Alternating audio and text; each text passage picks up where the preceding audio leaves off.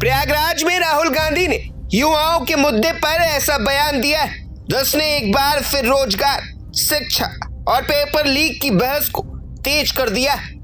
राहुल गांधी ने अपने भाषण में 3 शब्दों पर खास जोर दिया है, दर्द, डेटा और दौलत। सवाल यह है कि आखिर इन 3 शब्दों के जरिए राहुल गांधी युवाओं और देश के भविष्य को लेकर क्या संदेश देना चाहते हैं। राहुल गांधी का कहना है कि भारत के पास करीब 40 करोड़ युवाओं की ताकत है, यानी ऐसी युवा आबादी जो अगर सही दिशा और सही मौके पाए तो देश की अर्थव्यवस्था को नई ऊंचाई तक ले जा सकती है। लेकिन राहुल गांधी का आरोप है कि यही युवा आज महंगी शिक्षा, बेरोजगारी और पेपर लीक जैसे संकटों के बीच फंसा हुआ है। सवाल सीधा है, जिस युवा शक्ति को देश की सबसे बड़ी ताकत कहा जाता है, उसे रोजगार का मजबूत रास्ता क्यों नहीं मिल रहा है?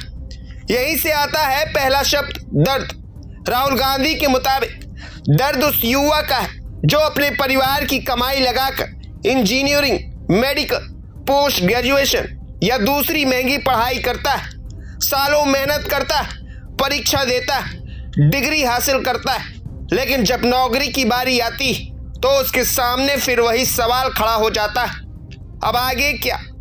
राहुल गांधी ने दावा किया कि परिवार हायर एजुकेशन पर लाखों रुपए खर्च करते, लेकिन डिग्री मिलने के बाद नौकरी की कोई गारंटी नहीं होती, यानी पढ़ाई पूरी करने के बाद भी रोजगार की अनिश्चितता खत्म नहीं होती। और यही राहुल गांधी शिक्षा व्यवस्था पर सबसे बड़ा सवाल खड़ा करते हैं। अगर डिग्री नौकरी तक नहीं पहुंच रही तो आखिर इस पूरी व्यवस्था का फायदा किसे मिल रहा है? अब बात दूसरे शब्द, डेटा की। राहुल गांधी ने कहा कि भारतीय नागरिक जो डेटा तैयार करते हैं उस पर भारत का अधिकार होना चाहिए। आज के डिजिटल दौर में लोगों की पसंद, उनकी सर्च, उनका व्यवहार और उनकी ऑनलाइन गतिविधियां सिर्फ मोबाइल स्क्रीन तक सीमित नहीं, यही डेटा बड़ी कंपनियों के लिए बेहद कीमती संसाधन बन चुका है। राहुल गांधी का आरोप है कि भारतीयों के डेटा का इस्तेमाल बड़ी कंपनियां और अमीर लोग आर्थिक फायदा कमाने के लिए करते हैं।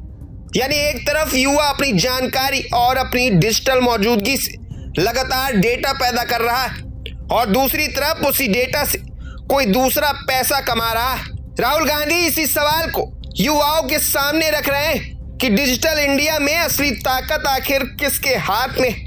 और अब आता है तीसरा शब्द, दौलत। राहुल गांधी का तर्क है कि डेटा सिर्फ जानकारी नहीं, डेटा दौलत भी बन सकता है।